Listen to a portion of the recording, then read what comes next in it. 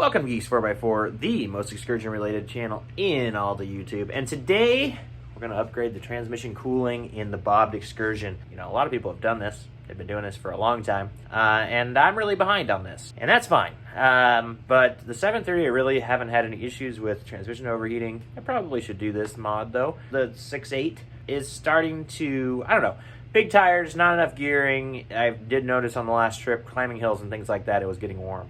And so I wanted to be precautionary, keep this thing cool.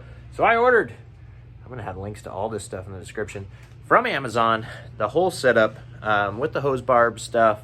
All I'm going to need from my local parts store is some 1/2-inch hose. Oh wait, no, I ordered that on Amazon too.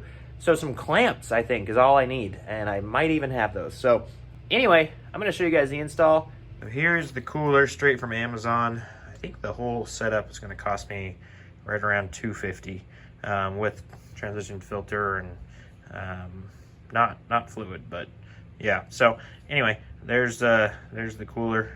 All right, well, I'm underneath the truck now. That is the factory cooler right above the power steering cooler. It looks like there's a lot of room from the top to get it out. I don't know if it comes out the top or the bottom. We'll find out here. But anyway, this bolt here, this bolt here, and then there's a mount that comes across like on the top of it on both sides.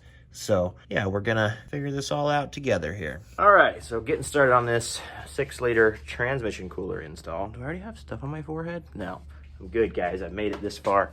First step is taking this piece out that's right here.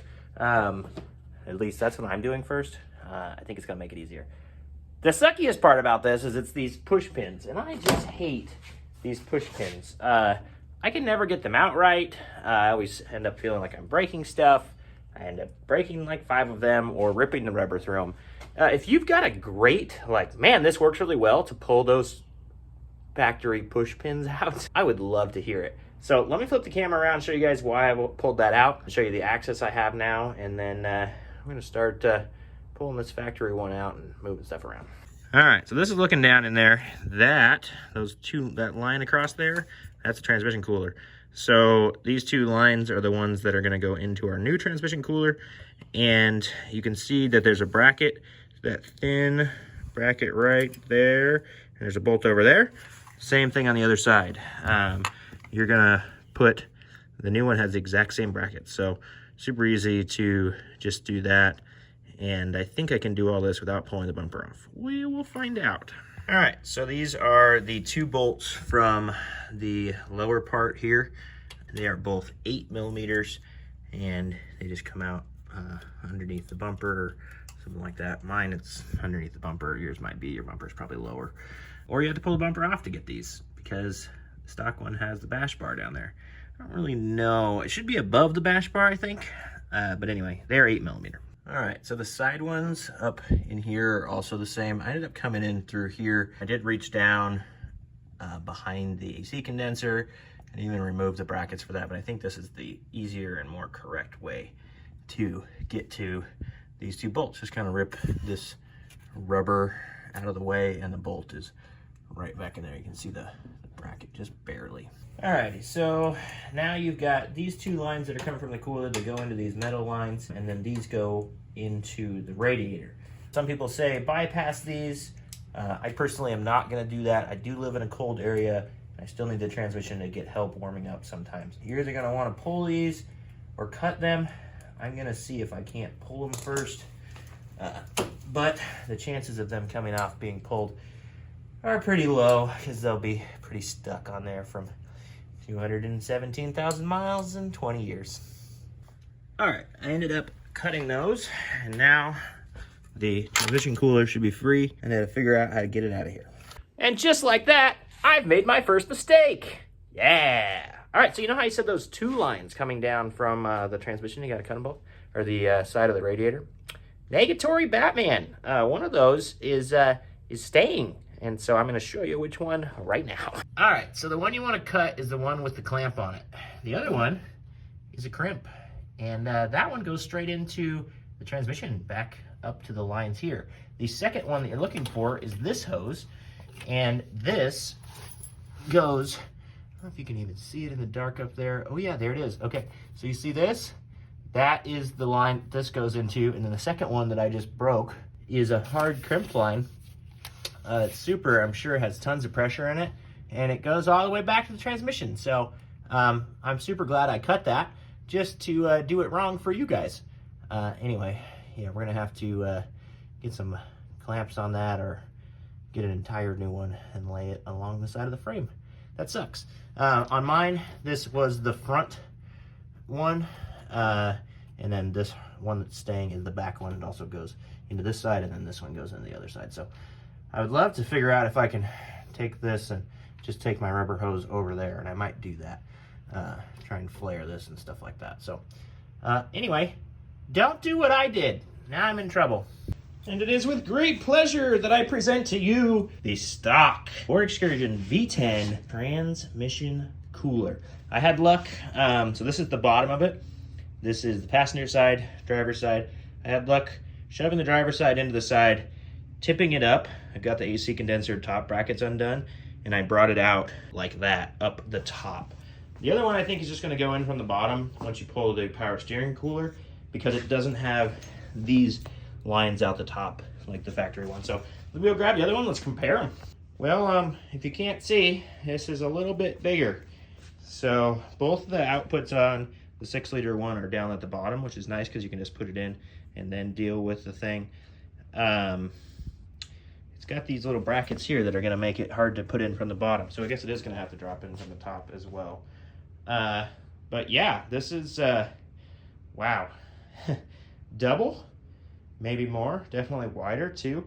So that's a pretty sweet upgrade right there for transmission cooling. So anyway, I'm gonna get this new one dropped in. All right, so we got two options here.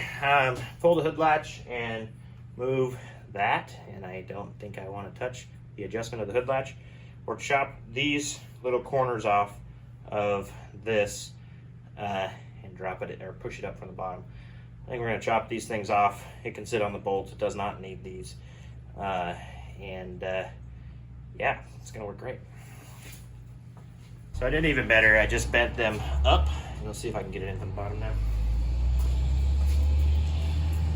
All right, well, I'm really bad at moving the camera before I get something done, but it is up there. I ended up taking this other AC condenser mount off, and now I'm going to shove it back on there.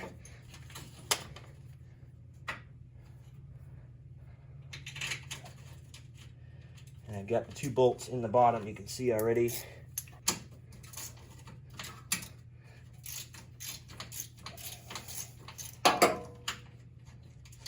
Get some of these things going.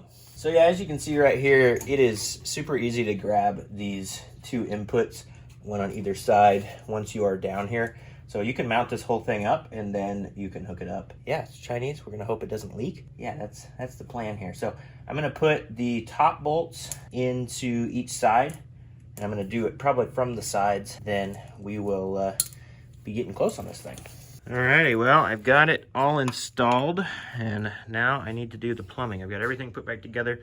Took off both of these mounts, put those back on, power steering cooler, and then the 4 bolts for the thing. So total of 8 bolts. You do need these hose barbs. You need a couple of 3/8 clamps, and so these are 1/2 to 3/8. And then you need some 1/2-inch clamps. So you need 4 1/2-inch clamps and 2 3/8 clamps if you do this. Alrighty, so I just got back from the parts store, and you know how I said I was gonna leave the factory radiator cooler?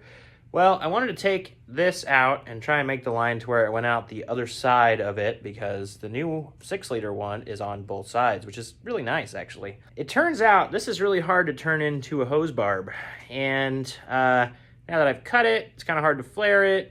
And after talking to a lot of people, including the guy at the parts store, including some friends, decided that instead of making a janky connection here and having to worry about something that might come off, let's destroy that idea and let's just bypass it. A bunch of people have done it online, and the internet's never wrong. So, I mean, we'll have to see. But a lot of guys say their transmission runs even cooler with the radiator bypassed, which is kind of interesting. We always figured, you know, a couple of my friends were like, two coolers are better than one, and I totally agree with that. But we're gonna see. This thing was hitting, it hit 227, climbing up something. That was before I remembered that I could do two-wheel drive low. Thanks, Doc, for reminding me of that in Moab. And then it only took me a little while into the trip to remember, oh, hey, I can do four-wheel drive low and only have two-wheel drive. And so I had the transmission pretty hot climbing up to Bethel Ridge. I did not like that. So we're going to have to see. We're going to go to the sand next, so obviously not the same kind of test, but we'll see. If this thing gets hot in the sand, I mean, it needs gears. So the transmission is really working really hard right now, and I get that. But I want to make it as simple as possible. That's, you know, a lot of this stuff with this truck. It's going to go in the middle of nowhere, and I don't want tons of connections and stuff like that. So I made it super simple, and let me show you. I'm gonna go in and do that right now. Let's hook this thing up and get this thing taken care of. Alrighty, well, you can see I've got new lines run right here. These are straight from the transmission to the transmission cooler. Like I said, I decided to bypass it. So I ran this one down under, and then this one's gonna go on top and in between the radiator, like on the core support and stuff like that, across on the front. My hose barbs are right here with pretty easy access. I wanted that. And yeah, now I just gotta go to the other side, snip my line and make it have a nice turn into the nipple on the other side, and we're good to go. Alrighty, well, I got that across, and I've got, let's see if you can even see it, but it's tucked up in there. The blue is just the only wrap I had.